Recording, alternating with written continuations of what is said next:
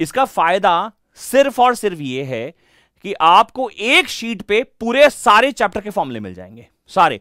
ऐसे ही हर चैप्टर के आपके पास फॉर्मूले होंगे। भाई साहब इस शीट में सब कुछ है। ऐसे 14 चैप्टर्स की 14 माइंड मैप्स का बाप है। ये माइंड मैप्स नहीं है भाई साहब। देखो मैं आप लोगों को बताता हूं, बहुत सारी किताबों में माइंड मैप्स आपको मिलेंगे, बट ये माइंड मैप नहीं है भाई।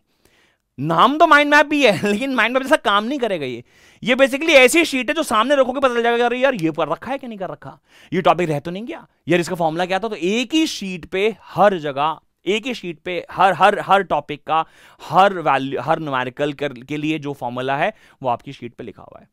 तो ये शीट बहुत इंपॉर्टेंट जो है बिल्कुल सर पे है। और बहुत सारे बच्चे एक सवाल मुझसे पूछते हैं कि सर क्या एक सही तरीका है सबसे कम टाइम में चैप्टर को रिवाइज करने का, ताकि सारे फॉर्मूलेज भी एक साथ आ जाएं, सारे कॉन्सेप्ट भी एक साथ आ जाएं। तो मैं आप लोगों के लिए लाया हूं माइंड मैप्स। माइंड मैप्स क्या बोलूं, ये माइंड मैप्स का बाप है एक्चुअली। आप मेरे पीछे स्क्रीन पर देख रहे होंगे, ये एक रे ऑप्टिक्स का एक माइंड मैप है। मैं इस मैप के एक चैप्टर के हिसाब से आप लोगों को बताने वाला हूं कि माइंड मैप को पढ़ना कैसे है और इससे आपको क्या बेनिफिट होगा। देखो बहुत सारी किताबों में आजकल माइंड मैप आने लगे हैं, लेकिन जब एक टीचर उसको बनाता है ना तो अपने पूरे टीचिंग करियर का तजुर्बा उसमें डाल देता है। और ऐसा ही मैंने किया है। माइंड मैप के नाम पे भाई साहब ये पूरा एक पेज है, पूरे एक चैप्टर में, मतलब एक पूरा चैप्टर जो है एक पेज में समा गया है। तो वो क्या है, उसको कैसे पढ़ना है, उसको कैसे रीड करना है, और आपको ये सारे चैप्टर्स के पीडीएफ कहाँ से मिलेंगे, डाउनलोडेबल फॉर्म में होंगे, कहाँ से मिलेंगे वो धीरे धीरे बताऊंगा। सबसे पहले मैं आपको बताता हूँ इन माइंड मैप्स को पढ़ना कैसे है। देखो ये सबसे पहले शुरू हो रहा है, हमारा चैप्टर है रे ऑप्टिक्स। मैंने सबसे बड़ा चैप्टर उठाया है जानबूझ के, ताकि आपको समझ में आए कि इतना बड़ा चैप्टर अगर एक पेज पे आ सकता है तो छोटे छोटे चैप्टर्स तो मतलब छोटी सी बात हो गई। तो सबसे पहले हम लोग बात करते हैं रे ऑप्टिक्स में। सबसे पहला जो फिनोमिना रे ऑप्टिक्स में होता है उसका नाम है रिफ्रैक्शन ऑफ लाइट। क्या होता है? It is a deviation of light when it goes from one medium to another medium. उसका तो ये डायग्राम बना रखा है। मीडियम 1 से आप देख रहे हो मीडियम 2 में जब लाइट गई तो एंगल ऑफ इंसिडेंस उसका आई था, एंगल ऑफ रिफ्रैक्शन उसका आर था। और यहाँ पे स्नेल्स लॉ लगता है which is sine I upon में sine R equals to mu 2 1 which is refractive index of 2 with respect to 1। फिर एक सवाल आता है कि रिफ्रैक्टिव इंडेक्स क्या है, तो म्यू क्या होता है बच्चों, वो होता है सी अपॉन में वी। उसके बाद इसकी एक एप्लीकेशन होती है जिसको हम लोग बोलते हैं total internal reflection. Total internal reflection क्या होता है? When light going from denser to rare medium it is reflected back in the denser medium. ध्यान से देखो, और कंडीशन लिखी हुई है कि कंडीशन क्या है उसकी, तो light must go from denser medium to rare medium, पहली बात। दूसरा, the angle of incidence must be greater than critical angle. फिर सवाल आता है क्रिटिकल एंगल क्या होता है, तो क्रिटिकल एंगल होता है the angle of incidence in a denser medium for which angle of refraction in rare medium is 90 degree. जो रेयर मीडियम उसका एंगल ऑफ रिफ्रैक्शन अगर 90 डिग्री हो जाए तो क्रिटिकल एंगल होता है। अब टीआर की एप्लीकेशन कौन से जो एग्जाम में पूछी जाती है, वो पूछी जाती है टोटली रिफ्लेक्टिंग प्रिज्म, जिसको अपन पोरो प्रिज्म भी बोलते हैं, which is actually used to invert the image of an object by 90 degree और 180 डिग्री। एनसीईआरटी के पेज नंबर 231 पे है। फिगर 9.1 है, वेरी वेरी इंपॉर्टेंट है, मैंने यहाँ पे बना भी दिया। आप देख रहे हो एक ऑब्जेक्ट ऐसे यहाँ पे पड़ा हुआ है ए बी, उसको 90 डिग्री से घुमा दिया, ए डैश बी डैश बन गया, 90 डिग्री से इन्वर्ट कर दिया। ये हमारे टोटली रिफ्लेक्टिंग प्रिज्म का काम होता है बेटा। उसके अलावा अगर कोई ऑब्जेक्ट ऐसे है तो उसकी इमेज ऐसे बना दी, 180 डिग्री से इन्वर्जन हो, 180 डिग्री से इन्वर्जन हो। दूसरी एप्लीकेशन है टीएआर की, कौन सी? Optical fibre. और इसमें आपको ये डायग्राम आना चाहिए कि ये ऑप्टिकल फाइबर का डायग्राम एग्जाम में पूछा जाता है। क्लीडिंग ऊपर जिसका लो रिफ्रैक्टिव इंडेक्स होता है, अंडर कोड जिसका हाई रिफ्रैक्टिव इंडेक्स होता है, और आपको ऑप्टिकल फाइबर का यूज पढ़ना है। उसके बाद अगर हम रे ऑप्टिक्स की बात करें तो रे ऑप्टिक्स में एक स्फेरिकल सर्फेसिस का कॉन्सेप्ट है, और स्फेरिकल सर्फेस में अगर आपको याद होगा ये डेरिवेशन बहुत इंपॉर्टेंट है। Derivation of this is very very important. यहाँ पे लिखा हुआ है both derivation are very very important. है क्या? When light goes from mu1 refractive index to mu2 refractive index medium, लाइट जब ऐसे जाती है बेटा तो mu1 अपॉन में minus u plus mu2 upon में v equals to mu2 minus mu1 upon में r होता है। ये कब होता है? जब when raise are going from rare to denser medium. लेकिन अगर रे कहां से कहां जा रही हो बेटा, डेंसर से रेयर जा रही हो, तो फॉर्मूले में mu1 की जगह यहाँ पे mu2 आ जाता है। तो mu2 अपॉन में minus u plus mu1 upon में v is equals to mu1 minus u2 upon में r। और ये फॉर्मूला जो होता है is valid for both concave convex surfaces and both type real and virtual images. Page 233 पे example number 9.5 inside का पढ़ लेना, और इसके पीवाई को जितने भी हो सारे पढ़ लेना इस क्वेश्चन के ऊपर बेस्ड।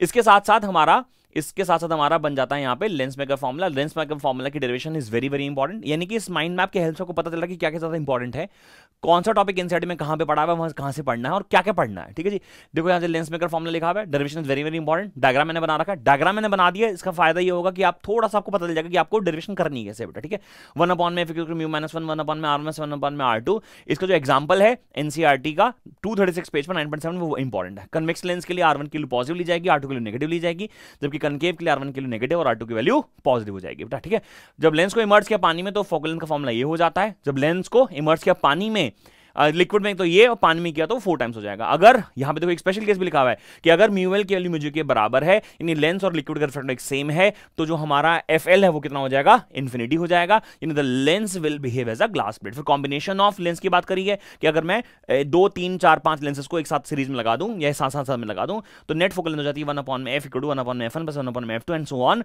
और एग्जांपल नंबर 9.8 एनसीईआरटी का पेज नंबर 238 से करना है, ये बहुत इंपॉर्टेंट है। इसके बाद आ जाते हैं बेटा प्रिज्म के ऊपर। प्रिज्म में सबसे पहले तो ये डेविएशन वाला जो फॉर्मूला है बेटा, ये वाला फॉर्मूला है, देखो डायग्राम समझ में आ रहा है। एंगल ऑफ इंसिडेंस ये है, एंगल ऑफ इमर्जेंस ये है और एंगल ऑफ डेविएशन ये है। Deviation plus angle of prism is equal to कितना आ जाता है बेटा, आई प्लस ई फॉर्मूला है। स्मॉल एंगल प्रिज्म के लिए फॉर्मूला बन जाता है क्या, ये बन जाता है del is equal to mu minus 1 into A. जब आई और ई की वैल्यू बराबर हो जाती है और जो ये जो रिफ्रैक्टेड रे होती है ये बेस ऑफ प्रिज्म के पैरेलल हो जाती है, तो डेविएशन हो जाती है बेटा मिनिमम, डेल क्या हो जाता है मिनिमम, और उस केस में आर की वैल्यू कितनी हो जाती है, a/2 हो जाती है। तो फॉर्मूला अगर हम देखें तो del plus A is equal to I plus E हो जाएगा, del M plus A is equal to Y हो जाएगा, आई कितना हो जाएगा, del M plus A divide by 2। अब यहां पे अगर मैं स्नेल्स लॉ लगाऊं, इस पॉइंट पे ना हमने स्नेल्स लॉ लगाया, बता बेटा याद करो है ना, तो ये म्यू कितना आ जाएगा, साइन ए अपॉन में साइन आर, ये sine del M plus a/2 sine a/2, इसको हम लोग प्रिज्म फॉर्मूला बोलते हैं। इसी के साथ में यहां पे प्रिज्म के 2 और पैरामीटर्स इंपॉर्टेंट है, जिसका नाम है एंगुलर डिस्पर्जन और डिस्पर्सिव पावर। अगर ध्यान से देखेंगे, जब हमारी व्हाइट लाइट इंसिडेंट होती है ना, व्हाइट लाइट का मतलब होता है उसके अंदर सारे कलर्स हैं, जब वो इंसिडेंट होती है तो उसके अंदर अलग अलग कलर्स टूट जाते हैं, वॉलेट नीचे आ जाता है, रेड ऊपर चला जाता है। तो जो रेड में डेविएशन हुई है उसको हमने डेल आर बोल दिया, और जो वॉलेट में डेविएशन हुई है उसको हमने क्या बोल दिया, डेल वी बोल दिया।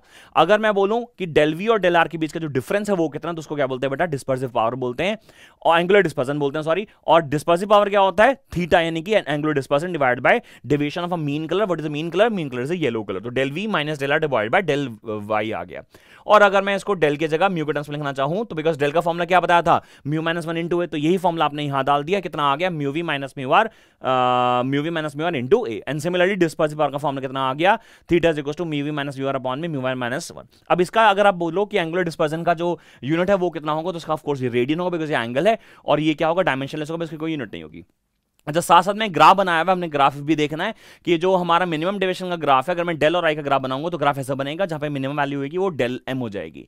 There is only a single value of angle of incidence for which the del M is minimum, ये पढ़ लिया जी। उसके बाद हम लोग पढ़ते हैं बेटा ऑप्टिकल इंस्ट्रूमेंट। जरा ध्यान से देखो ना, हमने क्या क्या लिखा हुआ है, पूरी शीट में सारे फॉर्मुले लिखे हैं। अब रे ऑप्टिक्स के अंदर कौन सा है, ऑप्टिकल इंस्ट्रूमेंट। ऑप्टिकल इंस्ट्रूमेंट में सबसे पहला इंस्ट्रूमेंट कौन सा होता है बेटा, सिंपल माइक्रोस्कोप। सिंपल माइक्रोस्कोप का डायग्राम बना रखा है, सिंपल माइक्रोस्कोप के मैग्नीफाइंग पावर के फॉर्मूला दिखा रखा है, दोनों फॉर्मूले दे रखे हैं, डिस्टिंक्ट विजन की सेटिंग का भी और नॉर्मल सेटिंग का भी। उसके बाद हमने कंपाउंड माइक्रोस्कोप का भी रे डायग्राम बना रखा है, यहां पे बता रखा है कि एफ और एफ में से एफ ज्यादा होगा, ये ऑब्जेक्ट है, ये हमारी इंटरमीडिएट इमेज है और ये हमारी फाइनल इमेज है बेटा।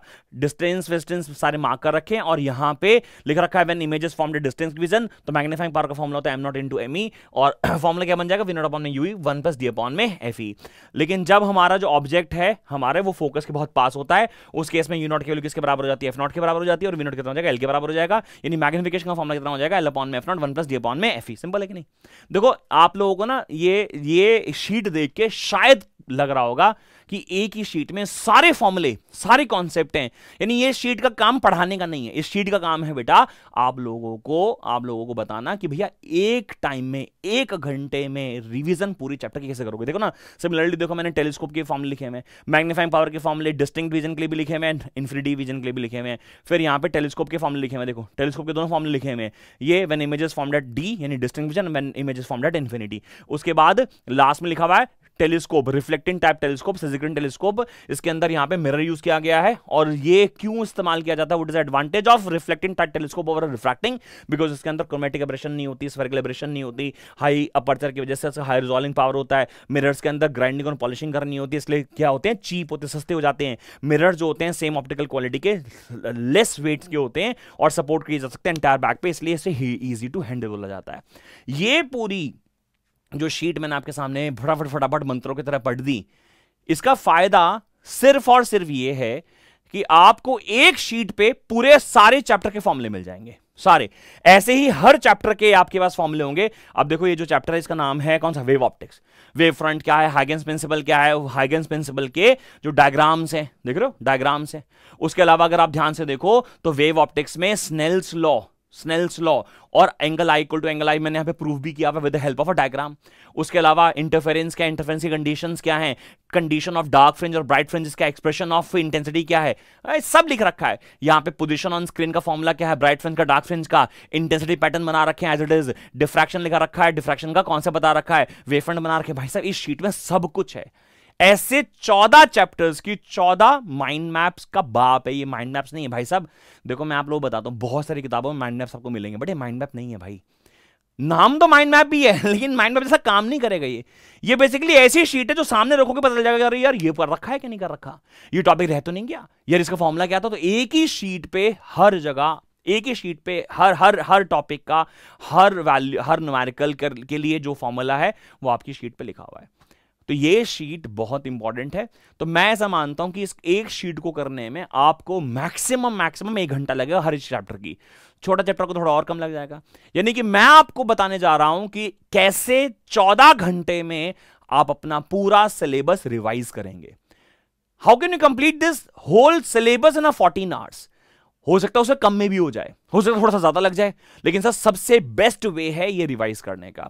ये माइंड मैप्स आप लोगों को मेरी एप्लीकेशन पे मिल जाएंगे। एप्लीकेशन जो है वो हमारे वीडियो के डिस्क्रिप्शन में उसका लिंक डला हुआ है और बहुत ही नॉमिनल सी कॉस्ट है, 199 यानी 199 रुपए की। इससे ज्यादा की तो तुमने चॉकलेट्स खरीद के चॉकलेट डे पे दे दी होगी, बट हाँ मैं खैर मजाक की बात से हटते हैं, ये इंपॉर्टेंट बहुत है बेटा, है ना। तो इनको कैसे रीड करना है मैंने आपको बता दिया। रीड करने के लिए आपको क्या करना है, आपको चैप्टर पहले से पढ़ा होना चाहिए और उसके बाद आपको शीट सामने रखनी है। आप इसका प्रिंट आउट भी ले सकते हैं, A3 शीट पे प्रिंट आउट ले लेंगे, डाउनलोडेबल फॉर्म में आपको मिलेगी, आप प्रिंट आउट भी ले सकते हैं और आप इसको रिवाइज कीजिए। कोई भी डाउट होगा तो मैं लाइव सेशन लगाने जा रहा हूं 12 तारीख को, आप वहां पे डिस्कशन के लिए मेरे साथ वहां पे आ सकते हैं, वहां पे बात कर सकते हैं।